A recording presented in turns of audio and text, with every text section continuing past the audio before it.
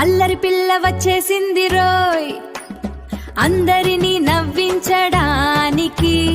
కొత్త పాటలు కొత్త డాన్సులు రోజు వస్తుంది మీకోసం.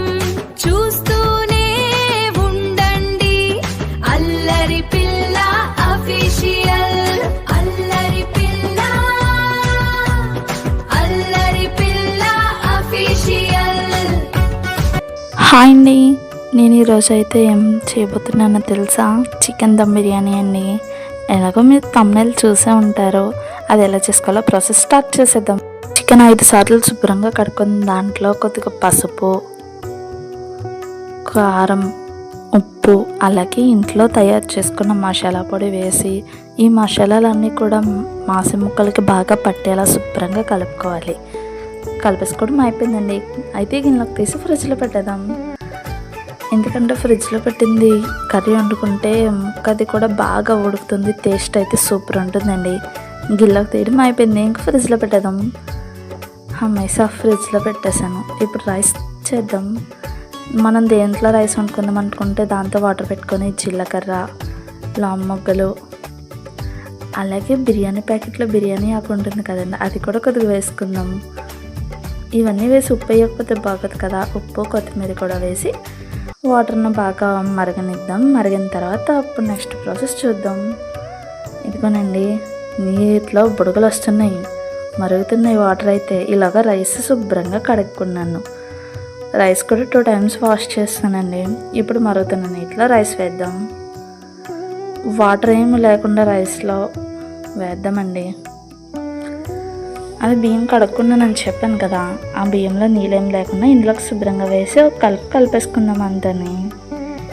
ఇప్పుడు చూద్దాం, ఆగండి. రైస్ ఎంత బాగా బుడగలు వస్తుందో చూడండి మీరు కూడా. నేనైతే ఇది ఫస్ట్ అప్లోడ్ చేసిన చికెన్ దమ్ బిర్యానీ వీడియోనండి. రైస్ అయితే అయిపోయిందండి. ఇలాగ మనం ఫస్ట్ ఫ్రిడ్జ్లో కలిపెట్టుకున్నాం కదా, అదైతే తీసుకొచ్చేద్దాం బయటికి. ఇలాగ రైస్ ఇలా పొంగుతూ ఉంటుంది. హమేసా రైస్ ఉడికిపోయింది. ఇప్పుడు ఒక మూకుడు పెట్టుకొని దాంట్లో ఫ్రిడ్జ్లో పెట్టుకున్న చికెన్ వేసి బాగా ఉడకనివ్వాలి. సిమ్లో పెట్టుకొని ఉడకనిచ్చామనుకోండి, చికెన్ పీసెస్లో ఏమైనా వాటర్ ఉంటే అది వచ్చి ముక్క బాగా ఉడికి టేస్ట్ అయితే సూపర్ ఉంటుంది. ఉడికిపోయాక మనం ఉడకబెట్టుకున్న రైస్ ఉంది కదా, దాంట్లో వాటర్ ఏం లేకుండా వేసేసుకోవడమే. రైస్ మొత్తం కాదండి బాబు, ఒక లేయర్ కింద వేసుకొని అప్పుడు చికెన్ గ్రేవీ అది కూడా వేసుకోవాలి. చూడండి గ్రేవీ ఎంత బాగుందో, నాకైతే స్మెల్కి నోరు ఊరిపోతుంది. గ్రేవీతో పాటు కొద్దిగా కొత్తిమీర కూడా వేసుకొని డెకరేట్ చేసుకుందాం. అన్నట్టు మర్చిపోయాను, కొత్తిమీర చాలా రేట్ ఉందండి బాబు. ఇక్కడ కట్ట 70 రూపాయలు అంటున్నారు. మరి మీ ఊర్లో ఎంత కామెంట్ చేయండి.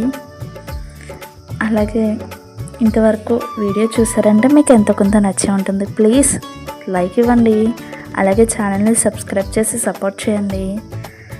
అన్నట్టు మర్చిపోకండి, మన ఛానల్ 270 మంది సబ్స్క్రైబర్స్కి చాలా దగ్గరగా ఉంది. గ్రేవీ వేసేసాక ఒక లేయర్ రైస్ వేసేద్దాం. ఇదంతా కూడా సిమ్లోనే ప్రాసెస్ జరగాలండి, హైలో మటుకు అస్సలు పెట్టద్దు. రైస్ అయితే మటుకి వేస్తుంటే నాకు స్మెల్కే నోరు ఊరిపోతుంది. ఎప్పుడెప్పుడు అయిపోద్దా, ఎప్పుడెప్పుడు తిందామా అని రెడీగా ఉన్నాను తెలుసా. అంత బాగుంది స్మెల్. అయితే వీడియోలో స్మెల్ రాదు కానీ స్మెల్ కూడా వస్తే భలే ఉందండి. హమేసా రైస్ అంతా వేసేస్తున్నానండి. అయిపోయింది ఇంకా రైస్ వేయడం. ఇప్పుడైతే రైస్ పైన కూడా డెకరేట్ చేసుకుందాం, ఓకేనా? ఇలా కనుక మీరు ట్రై చేశారంటే టేస్ట్ అయితే చాలా సూపర్ వస్తుందండి. అలాగే ఫాస్ట్గా కూడా అయిపోతుంది. క్యారేజ్లోకి పెట్టడానికన్నా మనం ఏదైనా పని మీద బయటకు వెళ్తున్నప్పుడు అన్నా సరే ఇంట్లో వంట చేసి వెళ్ళడానికి ఇది వేగా అయిపోతుంది. ప్రాసెస్ వినడానికి పెద్దగా ఉంది కానీ చేస్తే స్పీడ్గానే అయిపోతుంది. అలాగైతే నేను దమ్ బిర్యానీ చేయడం ఇది 2nd time అండి. అంతే అండి, రైస్ వేసాను, అయిపోయింది. ఇప్పుడు పైన డెకరేట్ చేసేద్దాం. చూసేయండి, ఏమన్నా గ్రేవీ అది ఉంటే కనుక దీని పైన వేసేసుకోండి. నాకైతే కొద్దిగా గ్రేవీ ఉంది, అది నేను పైన వేసేస్తున్నాను. ఇంకా దానిపైన ఇంకా డెకరేట్ చేస్తే సూపర్ ఉంటుంది. గ్రేవీ వేస్తుంటే మనకి స్మెల్ సూపర్ వస్తుందండి.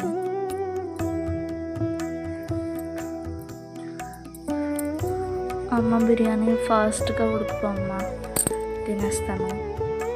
మనమైతే దమ్ పెట్టడం అయిపోయిందండి. మళ్ళీ కొద్దిగా రైస్ ఉంటే పైన వేసేసాను.